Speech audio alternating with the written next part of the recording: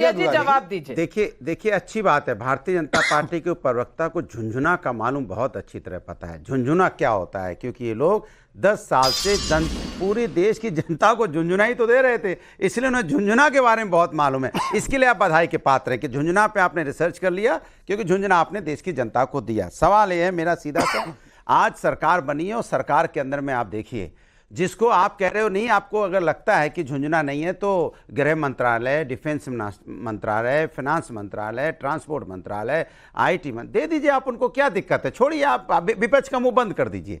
ले देखो विपक्ष का मुंह बंद करते हैं, हमने गृह भी दे दिया उनको, बंद कर दिया विपक्ष का मुंह। इतना परेशान हो रहे हो, इसके मतलब आपको तकलीफ तो है, दिमाग में तकलीफ हो रही है कि आपने कुछ ना कुछ गड़बड़ किया, तभी आप इतनी सफाई दे रहे हो। नहीं, सफाई देने की जरूरत होती ही नहीं। आज आपके साथ गठबंधन में देखिए, आज आपकी शिवसेना आपके साथ आंखें दिखा रही है, आपके साथ गठबंधन में आने को तैयार हो, नहीं भी तैयार है। आपको आपकी वो कहते हैं ना गर्दन पकड़े हुए, एनसीपी तो आपको मना ही कर रही है। तो आपका तो अभी गठबंधन कहाँ भैया, अब तो अच्छी बात आप एनडीए बोलने लगे हैं, और ये हमने आपको मजबूर कर दिया है सबको साथ लेके चलने का, क्योंकि अकेले अकेले भागते थे, सबको बोलते थे साथ चलो साथ चलो, ताकत लेके सबसे आगे अकेले झंडा लेके वो कहते थे अब की बार भाजपा सरकार, अब बोलने लगे अब की बार एनडीए सरकार। इस लायक तो हमने आपको कर दिया है ना। और देश की जनता बहुत समझदार है। हम तो अपने टीडीपी के साथी से कहेंगे भैया अपना स्पीकर पद ले लेना।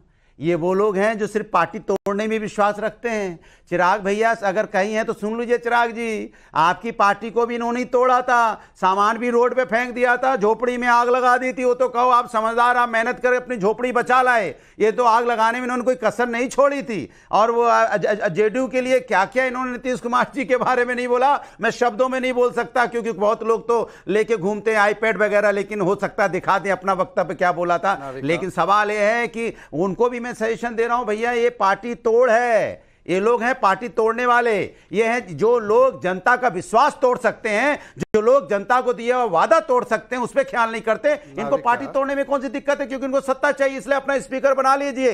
नायडू जी हमारे बहुत अच्छे हम लोग के जानने वाले साथी है। मुझे लगता है आप consultant to prime minister Narendra Modi बन जाइए, क्योंकि आप कंसल्टेंट का रोल कर रहे हैं कि कौन सा मंत्रालय किसको देना चाहिए। आप कह रहे हैं आपने काबिल बना दिया बीजेपी को कि वो अब एनडीए कहते हैं, आप अपने आप को काबिल बनाइए ना कि आपकी कुर्सी बड़ी हो और आप तय करें। अरे तय करेंगे, क्या देना है, उत्तर प्रदेश में तय करेंगे। ये जो इस वक्त रह गए नविका जी, अयोध्या हार गए, प्रभु राम के नाम पे राजनीति करते थे, प्रभु राम नहीं खदेड़ दिया, बोला नहीं मेरे नाम की राजनीति नहीं होगी। हमने कहा कि प्रभु राम मेरे आस्था का विषय है, ये प्रभु राम पे राजनीति कर रहे थे, इसलिए अयोध्या से हरा के प्रभु राम ने भेज दिया। अब ये क्या राजनीति करेंगे, ये जिनके नाम पे राजनीति करते थे उन्होंने इनका साथ छोड़ दिया। ऐसा है, अब मैं एक एक करके जवाब देता हूं, और मुझे उम्मीद है नाविका कि आपके स्टूडियो में बैठने का गलत फायदा नहीं उठाएंगे। कोई नहीं उठाएगा जी, मैं भी नहीं उठाऊंगी, आप बोलिए।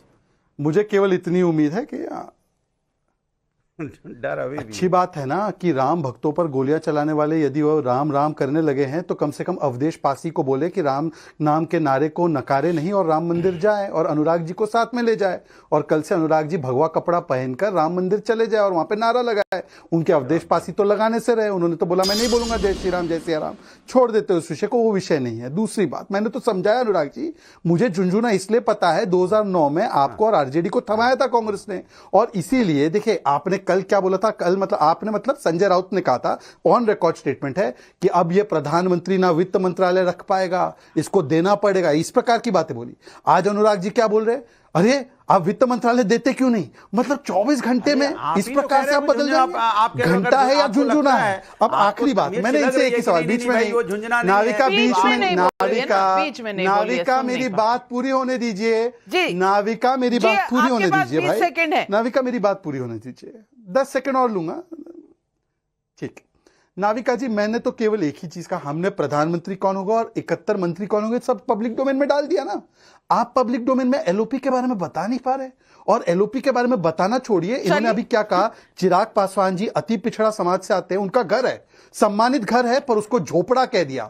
इस प्रकार की जातिवादी टिप्पणियों से बचना चाहिए।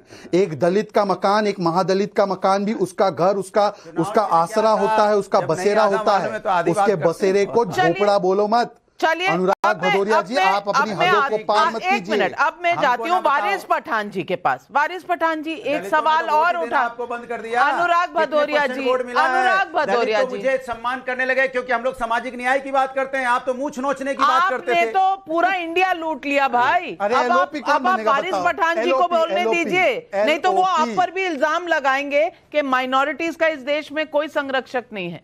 और मैं पूछना चाहती हूँ वारिस पठान जी को, वारिस पठान जी, एक क्रिटिसिज्म ये भी निकाला गया है कि कोई मुस्लिम मंत्री नहीं है।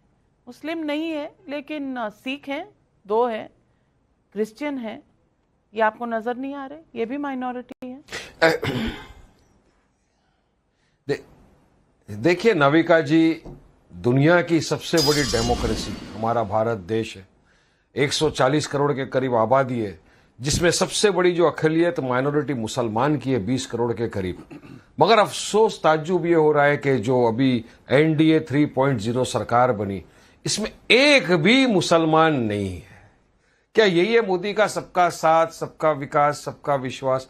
अब अगर देखने जाओ तो बात यह भी कि अगर आप किसी को टिकट ही नहीं दोगे लड़ने के लिए तो वो लड़ेगा कैसा, जीतेगा कैसा, मिनिस्टर कैसा बनेगा?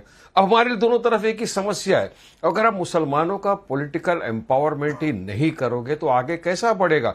और जिन्होंने आजादी की जंग आजादी में अपनी जानें गंवाई, शहीद हुए, हमारा भारत देश आजाद हुआ, आज वहां इतिहास में अब तक पहली मर्तबा ऐसा हो रहा है कि कोई मुसलमान मंत्री है। तो ये मार्जिनलाइज करने की कोशिश नहीं कर रही है, मुसलमानों को साइड में नहीं डालने की कोशिश हो रही है देश के अंदर। तो कहां जाएगा? मुसलमान तो सबका है मगर कोई मुसलमान का नहीं है। यही नेताओं ने मुसलमानों को बीजेपी का डर दिलाने के वोटें लिए, मगर आज उत्तर प्रदेश की बात कर रहा हूं, 2 मुफ्तियों की कत्ल हो गया इतने दिनों के अंदर, 1-2 दिन के अंदर, मगर कोई आगे ना ट्वीट करने को तैयार है ना कोई बोलने को तैयार है। मैं तो समाजवादी के प्रवक्ता बैठे, उनको भी पूछूंगा कि अखिलेश जी का भी अब तक कोई ट्वीट आया नहीं। आज भी सुबह में एक मौलाना को गोली मार दिया गया। बहरहाल पुलिस प्रशासन उसकी इंक्वायरी करेगी, जांच करेगी। अब रहा सावलिया के चुनाव का, तो एक चीज मैं बताऊं, ये कोई मोदी को मैंडेट तो नहीं मिला है, पब्लिक ने तो नकार दिया नाविका जी, बीजेपी के खिलाफ मैंडेट दिया है। और यहां पर मेरे दोस्त बैठे हुए जेडीयू के, अगर टीडीपी के भी होते तो मैं उनको भी एक ही बात करूंगा कि देखो, आप लोग नड़ जाओ, जिद पे अड़ जाओ कि हमको स्पीकर की पोस्ट दो, वरना आपका भी खेला हो जाएगा। थोड़े दिन में TDP 1 TDP 2 बन जाएगा और आपका जो चुनाव का सिंबल है वो भी जा सकता है। क्योंकि हमने अपने पूरे देशवासियों ने देखा कि किस तरह से इन्होंने शिवसेना को अलग कर दिया, किस तरह से एनसीपी शरद पवार साहब का इन्होंने घड़ी भी छीन लिया, शिवसेना उद्धव ठाकरे का तीर कमान ले लिया। तो ये तो मास्टर है इसके अंदर, तोड़ फोड़ के अंदर। अगर वो है और मेरी बात को अगर समझ सकते तो मैं मुफ्त में एडवाइस देना चाह रहा हूं, क्योंकि झुंझुना वाली जो बात है ये बीजेपी का मास्टर है। बीजेपी इसमें झुंझुना, जुमला और मुंबई की भाषा में हम लोग एक चीज और बोलते हैं, इसको कोनी पे गुड़ लगाना, ये तीनों के अंदर बीजेपी मास्टर है कि भाई हम आपको करेंगे। आज देख लीजिए शिवसेना के प्रवक्ता, अब उनका स्टेटमेंट आ रहा है कि हमारे तो 7 MP है मगर एक भी कैबिनेट के अंदर नहीं। जब